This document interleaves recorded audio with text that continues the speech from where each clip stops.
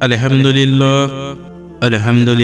رب العالمین والصلاة والسلام علی سید المرسلین اما بعد فاعوذ باللہ من الشیطان الرجیم بسم اللہ الرحمن الرحیم۔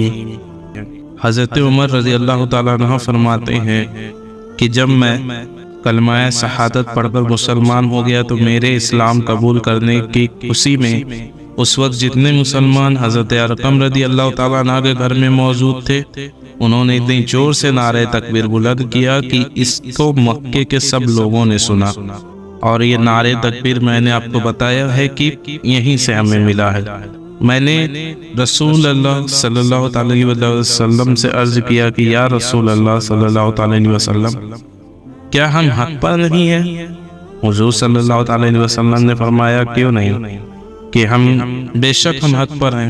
اس پر عمر فاروق رضی اللہ تعالیٰ عنہ نے عرض کیا پھر یہ پوشیدگی اور پردہ کیوں؟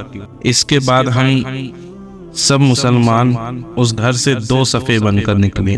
ایک صف کی قیادت حضرت حمزہ رضی اللہ تعالیٰ عنہ کر رہے تھے اور دوسرے صف کی قیادت عمر فاروق رضی اللہ تعالیٰ عنہ کر رہے تھے، اور درمیان میں نبی پاک صلی اللہ تعالیٰ علیہ وسلم تھے، اور ہم اسی صفوں کی قیادت میں مسجد حرام میں داخل ہوئے۔ کفار قریش نے مجھے اور حضرت حمزہ رضی اللہ تعالیٰ عنہ کو جب مسلمانوں کے گروہ کے ساتھ دیکھا تو ان کو بے انتہا ملال ہوا، یعنی وہ سمجھ گئے کہ یہ بھی اسلام قبول کر چکے ہیں۔ اس روز سرکار اقدس صلی اللہ تعالیٰ علیہ وسلم نے حضرت عمر رضی اللہ تعالیٰ عنہ کو فاروق کا لقب عطا کیا، یعنی اس دن سے آپ کو فاروق کہا گیا۔ کیوں؟ اس لیے کہ اسلام ظاہر ہو گیا اور حق و باطل کے درمیان فرق واضح ہو گیا۔ حضرت عمر فاروق نے جب اسلام قبول کیا، پہلے اگر کوئی اسلام قبول کرتا تو چھپتا تھا، لیکن عمر فاروق کی شان دیکھیے کہ حضرت عمر فاروق اعظم رضی اللہ تعالیٰ عنہ ہی بیان کرتے ہیں کہ جب میں مسلمان ہو گئے تو اس کے بعد اپنے ماموں ابو جہل بن ہشام کے پاس پہنچا۔ ابو جہل خاندان قریش میں بہت بااثر سمجھا جاتا تھا، یعنی وہ تو قریش میں سب سے زیادہ اثردار انسان تھا، اور اس کو رئیسی قریش کی بھی حیثیت حاصل تھی۔ تو حضرت عمر فرماتے میں اس کے دروازے پہ جا کر اس کا دروازے کو دستک دی۔ اس نے اندر سے پوچھا جی کون ہو؟ میں نے کہا کہ میں عمر ہوں اور میں تمہارا دین چھوڑ کر مسلمان ہو گیا۔ تو اس پہ اس نے کہا عمر ایسا کبھی مت کرنا، اور حضرت عمر رضی اللہ تعالیٰ عنہ فرماتے لیکن میرے ڈر کے سبب وہ باہر ہی نہیں نکلا بلکہ اندر ہی رہ گیا اور دروازہ بند کر لیا۔ تو حضرت عمر نے فرمایا کہ یہ کیا طریقہ ہے، مگر اس نے کوئی جواب نہیں دیا، نہ دروازہ کھولا۔ تو اسی طرح دیر تک باہر کھڑا رہنے کے بعد پھر حضرت عمر وہاں سے قریش کے دوسرے سردار کے پاس جا کے پہنچے اور ان کو بھی اسی طرح بیان کیا کہ میں مسلمان ہو چکا ہوں۔ تو اس نے بھی وہی بات دہرائی کہ تم ایسا کبھی مت کرنا، اور پھر وہ بھی حضرت عمر فاروق رضی اللہ تعالیٰ عنہ نے خوف سے دروازہ بند کر کے اندر ہی بیٹھا رہا۔ حضرت عمر فرماتے ہیں کہ میں نے اپنے دل میں کہا کہ یہ کیا معاملہ ہے کہ مسلمان مارے جاتے ہیں اور میں نہیں مارا جاتا، کوئی مجھ سے کچھ تعارض نہیں کرتا۔ میری یہ بات سن کر ایک شخص نے کہا کیا تم اپنا اسلام اور دین ظاہر کرنا چاہتے ہو؟ میں نے کہا بالکل، میں اسی طرح اپنا دین ظاہر کروں گا۔ تو اس نے کہا وہ پتھر کے پاس کچھ لوگ بیٹھے ہوئے ہیں، ان میں فلاں شخص ایسا ہے کہ اگر اس سے تم کچھ راز کی بات کہو تو وہ فوراً اعلان کر دے گا، تو اس سے اپنے دین اسلام لانے کا واقعہ بیان کر دو، وہ ہر جگہ خبر ہو جائے گی اور تمہیں ایسے ایک ایک آدمی کے گھر جا کے بتانے کی ضرورت بھی نہیں پڑے گی۔ تو حضرت عمر فرماتے اس سے بہتر کیا ہوگا؟ تو حضرت عمر رضی اللہ تعالیٰ عنہ اس کے پاس گئے، سارا واقعہ بیان کیا، تو وہ کہنے لگا کیا واقعی تم مسلمان ہو چکے ہو؟ حضرت عمر نے فرمایا ہاں میں مسلمان ہو چکا ہوں۔ یہ سنتے ہی وہ شخص بلند آواز سے اعلان کیا کہ اے لوگو، عمر بن خطاب ہمارے دین سے نکل گیا ہے۔ تو جب یہ اعلان ہوا تو یہ سنتے ہی جو ادھر ادھر جو مشرکین بیٹھے ہوئے تھے وہ حضرت عمر فرماتے کہ وہ مجھ پر ٹوٹ پڑے آ کر، اور پھر دیر تک مار پیٹ ہوتی رہی۔ اب جب مار پیٹ ہوتی تو شور و گل ہوتا ہی ہے، تو حضرت عمر فرماتے جب شور ہوا تو یہ آواز ابو جہل نے سن لی اور اس نے پوچھا کہ باہر کیا معاملہ ہو رہا ہے؟ لوگوں نے کہا کہ عمر مسلمان ہو گیا ہے۔ تو میرا ماموں ابو جہل ایک پتھر پر چڑھا اور لوگوں سے کہا کہ میں نے اپنے بھانجے کو پناہ دے دی ہے، جبکہ وہ مکے کا سردار تھا تو اس نے پناہ دے دی تو پھر سب ہٹ گئے۔ تو حضرت عمر رضی اللہ تعالیٰ فرماتے یہ کون سی بات ہوئی، اور مسلمانوں کو مارا جاتا تھا اور مجھے کیوں پناہ دی جا رہی ہے؟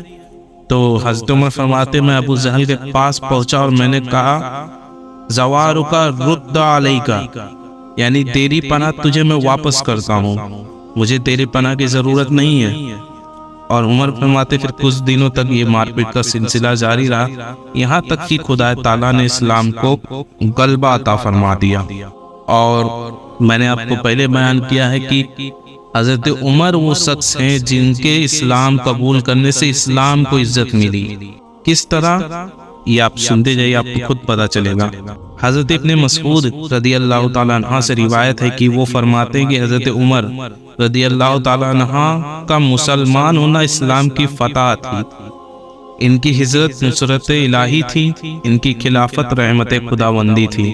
اور فرماتے ہیں کہ ہم میں سے کسی کی یہ ہمت اور طاقت ہی نہیں تھی کہ ہم بیت اللہ شریف کے پاس نماز پڑھ سکیں، مگر جب حضرت عمر رضی اللہ تعالیٰ عنہ مسلمان ہو گئے تو انہوں نے مشرکین سے اس قدر جنگ و جدال کیا کہ انہوں نے عاجز آ کر مسلمانوں کا پیچھا ہی چھوڑ دیا۔ تو ہم بیت اللہ شریف کے پاس اطمینان سے علانیہ نماز پڑھنے لگے۔ حضرت ابن عباس رضی اللہ تعالیٰ عنہ سے روایت ہے کہ جس نے سب سے پہلے اپنا اسلام علل اعلان ظاہر کیا وہ حضرت عمر فاروق ہیں۔ اور حضرت صہیب رضی اللہ تعالیٰ عنہ سے روایت ہے کہ انہوں نے فرمایا کہ جب حضرت عمر رضی اللہ تعالیٰ عنہ ایمان لائے تب اسلام ظاہر ہوا، یعنی اس سے پہلے لوگوں نے اپنا اسلام قبول کرنا ظاہر نہیں کرتے تھے، یعنی جو اسلام قبول کرتے تھے وہ اسلام کو اپنے ایمان کو چھپا کے رکھتے تھے۔ لیکن جب عمر رضی اللہ تعالیٰ عنہ نے ایمان لے آیا تو سب علن اعلان اسلام بھی قبول کرنے لگے۔ ان کے ایمان لانے کے بعد لوگوں نے اسلام کے طرف کھلم کھلا بلایا جانے لگا، اور ہم بیت اللہ شریف کے پاس مجلس قائم بھی کرنے لگے، اس کا علنیہ طواف بھی کرنا اور کافروں سے بدلہ لینے اور ان کا جواب دینے میں ہم قابل ہو گئے۔ اب اس طرح سے اسلام کو عزت ملی حضرت عمر نے جب اسلام قبول کیا۔ اور حضرت عمر فاروق رضی اللہ تعالیٰ عنہ کی ہجرت بھی بے مثال ہے۔ دیکھیے حضرت علی رضی اللہ تعالیٰ عنہ فرماتے ہیں کہ حضرت عمر رضی اللہ تعالیٰ عنہ کے علاوہ ہم کسی ایسے شخص کو نہیں جانتے جس نے علل اعلان ہجرت کیا ہو، یعنی حضرت عمر نے ہجرت کے وقت بھی اعلان کر کے کیا، چھپ چھپ کے نہیں ہجرت فرمائی۔ گویا فرماتے ہیں کہ جب حضرت عمر رضی اللہ تعالیٰ عنہ ہجرت کی نیت سے نکلے تو آپ نے اپنی تلوار گلے میں لٹکائی اور کمان کندھے پر اور ترکش سے تیر نکال کر ہاتھ میں لے لیا۔ پھر بیت اللہ شریف کے پاس حاضر ہوئے، وہاں بہت سے اشراف قریش بیٹھے ہوئے تھے۔ آپ نے اطمینان سے کعبہ شریف کا طواف کیا، پھر بہت اطمینان سے مقام ابراہیم کے پاس 2 رکعت نماز بھی پڑھی، اور پھر اشراف قریش کی جماعت کے پاس آ کر ایک ایک شخص کو الگ الگ کر کے فرمایا ساحت الوضوء، یعنی تم لوگوں کے چہرے بد شکل ہو جائیں، بگڑ جائیں اور تمہارا ناس ہو جائے۔ اور پھر اس کے بعد فرمایا جو شخص اپنی ماں کو بے اولاد اور اپنے بچوں کو یتیم اور اپنی بیوی کو بیوہ کرانا چاہتا ہو وہ عمر سے آ کے ٹکرے اور مجھے اس وادی میں آ کے مجھ سے وہ مقابلہ کرے۔ آپ کا اس طرح للکارنے کے باوجود ان اشراف قریش میں کسی مائی کے لال کا ہمت نہیں ہوا کہ وہ آپ کا پیچھا کرتا۔ اس طرح حضرت عمر رضی اللہ تعالیٰ عنہ کا دبدبا تھا۔ حضرت بارہ رضی اللہ تعالیٰ عنہ فرماتے ہیں کہ ہمارے پاس مدینہ طیبہ میں سب سے پہلے ہجرت کر کے حضرت مصعب بن عمیر رضی اللہ تعالیٰ عنہ آئے، پھر حضرت ابن مکتوم رضی اللہ تعالیٰ عنہ، اور ان کے بعد حضرت عمر فاروق اعظم رضی اللہ تعالیٰ عنہ 20 سواروں کے ساتھ تشریف لائے۔ ہم نے ان سے پوچھا کہ یا رسول خدا صلی اللہ تعالیٰ علیہ وسلم کا کیا ارادہ ہے؟ انہوں نے فرمایا وہ بھی پیچھے تشریف لائیں گے۔ تو آپ کے بعد سرکار اقدس صلی اللہ تعالیٰ علیہ وسلم مدینہ طیبہ تشریف لائے۔ حضور صلی اللہ تعالیٰ علیہ وسلم کے ساتھ حضرت ابو بکر صدیق رضی اللہ تعالیٰ عنہ بھی تھے۔ حضرت امام نووی فرماتے ہیں کہ حضرت عمر فاروق اعظم رضی اللہ تعالیٰ عنہ نبی کریم صلی اللہ تعالیٰ علیہ وسلم کے ساتھ تمام غزوات میں شریک رہے، اور آپ رضی اللہ تعالیٰ عنہ وہ بہادر ہیں کہ غزوہ احد میں بھی جنگ کا نقشہ بدل گیا اور مسلمانوں کو افراتفری پیدا ہو گئی، تو اس حالت میں بھی آپ ثابت قدم رہے۔ آپ نے سن رکھا ہے کہ جب مال غنیمت لوٹنے کے چکر میں پہاڑی والے نیچے اترتے تو کس طرح وہ کفار دوبارہ حملہ کر دیتے ہیں، تو اس میں ایک دم نقشہ بدل، لیکن حضرت عمر اس وقت بھی ثابت قدم کھڑے رہے۔ اور حضرت عمر کا دکھتے کس طرح تھے، راوی فرماتے ہیں کہ حضرت زر رضی اللہ تعالیٰ عنہ فرماتے ہیں کہ حضرت عمر رضی اللہ تعالیٰ عنہ کا رنگ گندمی تھا، آپ کے سر کے بال خود پہننے کی وجہ سے گر گئے تھے، قد آپ کا لمبا تھا اور مجمع میں آپ کا سر دوسرے لوگوں کے سروں سے اونچا معلوم ہوتا تھا، دیکھنے میں ایسا محسوس ہوتا تھا کہ آپ کسی جانور پر سوار ہیں۔ اور علامہ وقیدی رحمۃ اللہ علیہ فرماتے ہیں کہ حضرت عمر رضی اللہ تعالیٰ عنہ کا رنگ جو لوگوں نے گندمی بتلاتے ہیں، انہوں نے قحط کے زمانے میں آپ کو دیکھا ہوگا، اس لیے کہ اس زمانے میں زیتون کا تیل استعمال کرنے کے سبب رنگ آپ کا گندمی ہو گیا تھا۔ اور ابن سعد رضی اللہ تعالیٰ عنہ سے روایت ہے کہ حضرت ابن عمر رضی اللہ تعالیٰ عنہ نے اپنے باپ حضرت عمر فاروق اعظم رضی اللہ تعالیٰ عنہ کا حلیہ کچھ اس طرح بیان کیا ہے کہ آپ کا رنگ سرخی مائل سفید تھا، یعنی آخری عمر میں سر کے بال جھڑ گئے تھے اور بڑھاپے کے آثار ظاہر ہو گئے تھے۔ اور ابن رضا رحمۃ اللہ علیہ سے ابن عساکر رحمۃ اللہ تعالیٰ علیہ نے روایت کی ہے کہ انہوں نے فرمایا کہ حضرت عمر رضی اللہ تعالیٰ عنہ طویل الکمان اور موٹے بدن والے آدمی تھے، سر کے بال بہت زیادہ جھڑ گئے تھے، رنگ بہت گوڑا تھا جس میں سرخی جھلکتی تھی، آپ کے گال اندر کو دھسے ہوئے تھے، مونچھوں کی کنارے کا حصہ بہت لمبا تھا اور ان کے اطراف میں سرخی تھی۔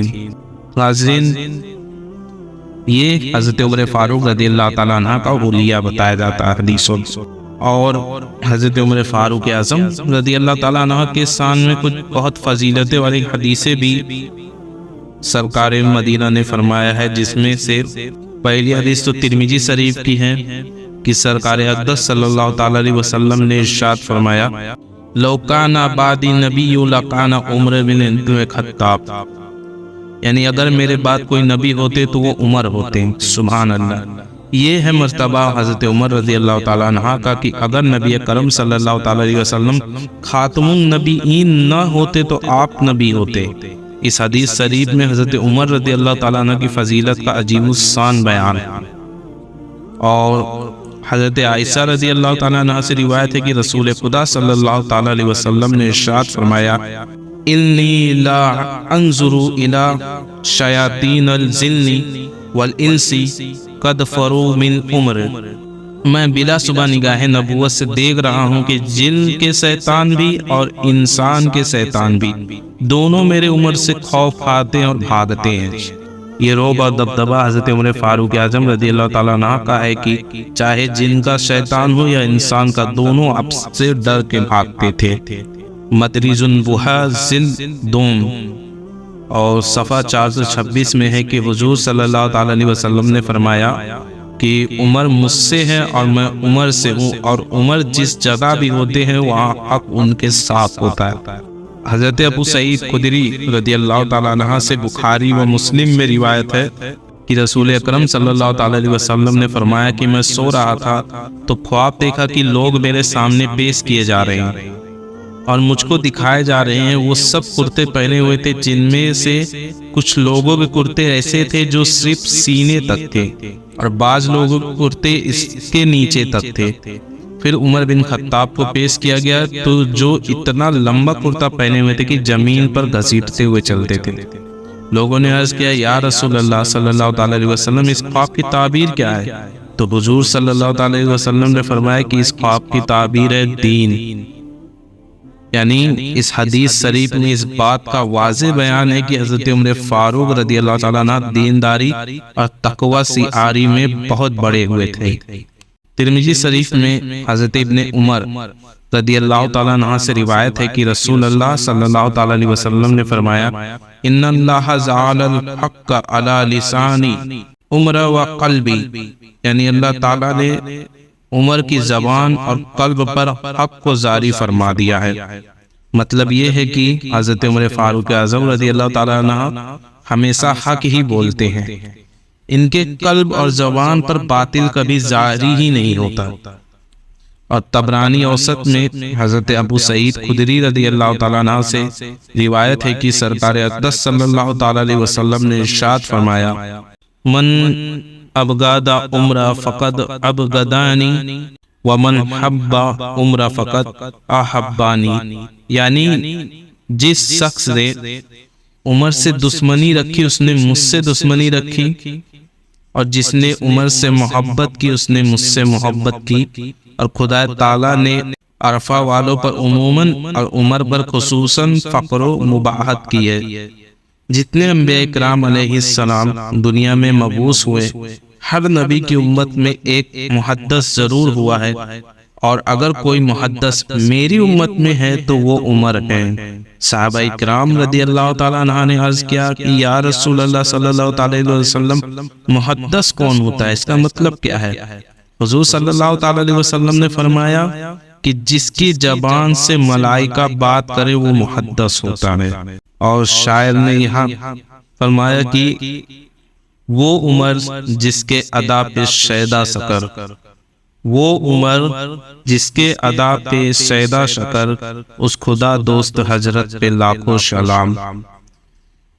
اور حضرت ابو ہریرہ رضی اللہ تعالیٰ عنہ سے روایت ہے کہ رسول اللہ صلی اللہ تعالیٰ علیہ وسلم نے فرمایا وَلَقَدْ كَانَ فِيمَا قَبْلَكُمْ مِنَ الْأُمَامِ مُحَدَّثُونَ فَإِنْ يَكُنْ فِي أُمَّتِي أَحَدٌ فَإِنَّهُ عُمَرٌ، یعنی تم سے پہلے امتوں میں محدث ہوئے ہیں، اگر میری امت میں کوئی محدث ہے تو وہ عمر ہے۔ حضرت معاویہ رضی اللہ تعالیٰ عنہ فرماتے ہیں کہ حضرت ابو بکر صدیق رضی اللہ تعالیٰ عنہ کے پاس دنیا نہیں آئی، اور نہ انہوں نے اس کی خواہش و تمنا فرمائی، مگر حضرت عمر فاروق اعظم رضی اللہ تعالیٰ عنہ کے پاس دنیا بہت آئی، لیکن انہوں نے اسے قبول نہیں کیا بلکہ ٹھکرا دیا۔ بے شک حضرت عمر رضی اللہ تعالیٰ عنہ کے پاس دنیا آئی تھی، یعنی ان کے زمانے خلافت میں بہت ممالک فتح ہوئے تھے اور بے شمار شہروں پر قبضہ ہوا، جہاں سے بے انتہا مال غنیمت حاصل ہوا، مگر آپ فقیرانہ زندگی ہی گزارتے رہے۔ آپ ہی کے زمانے خلافت میں شہر مدائن فتح ہوا اور وہاں سے اس قدر مال غنیمت حاصل ہوا کہ اس سے پہلے کسی شہر کے فتح ہونے پر نہیں حاصل ہوا تھا۔ شہر مدائن کے مال غنیمت کا اندازہ اس بات سے لگایا جا سکتا ہے کہ اس شہر کے فتح کرنے والے لشکر کے سپاہی 60,000 تھے۔ بیت المال کا 5واں حصہ نکالنے کے بعد سپاہی کو 12,000 درہم نقد ملا تھا، اور یہ مال کسریٰ بادشاہ کے اس فرش کے علاوہ تھا جو سونے چاندی اور جواہرات سے بنا ہوا تھا، جس کو مخصوص درباروں میں کسریٰ بادشاہ کے لیے بچھایا جاتا تھا۔ یہ فرش لشکر کی اجازت سے حضرت عمر فاروق رضی اللہ تعالیٰ عنہ کی خدمت میں بھیج دیا گیا۔ اس فرش کی قیمت کا اندازہ اس سے لگایا جا سکتا ہے کہ اس کے ایک 42 مربع ٹکڑے کی قیمت حضرت علی رضی اللہ تعالیٰ عنہ کو 20,000 کی رقم ملی تھی۔ تو اس طرح حضرت عمر رضی اللہ تعالیٰ عنہ کے پاس دنیا آتی تھی، مگر آپ ہمیشہ اسے ٹھکراتے رہتے۔ حضرت حسن رضی اللہ تعالیٰ عنہ فرماتے ہیں کہ حضرت عمر فاروق اعظم رضی اللہ تعالیٰ عنہ نے حضرت حذیفہ رضی اللہ تعالیٰ عنہ کو تحریر فرمایا کہ لوگوں کو ان کی تنخواہیں اور اس کے ساتھ عطیات کے طور پر بھی مال تقسیم کر دو۔ انہوں نے آپ کو لکھا کہ میں نے ایسا کر دیا، لیکن اس کے باوجود ابھی بھی مال بہت زیادہ بچا ہوا ہے۔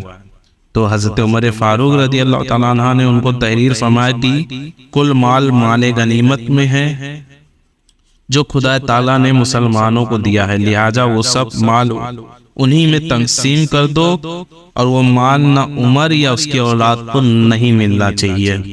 تو یہ حضرت عمر فاروق رضی اللہ تعالیٰ عنہ کی شان ہے کہ آپ دنیا کو ہمیشہ ٹھکرا دیا کرتے تھے۔ آج کے لیے تو ابھی اتنا ہی، لیکن اس کے آگے ایک اور ویڈیو ہم حضرت عمر فاروق رضی اللہ تعالیٰ عنہ کی شان میں ہی لائیں گے، کہ ابھی مکمل نہیں ہوا بیان۔ اور میں اس ویڈیو میں آپ سے 3 سوال کروں گا۔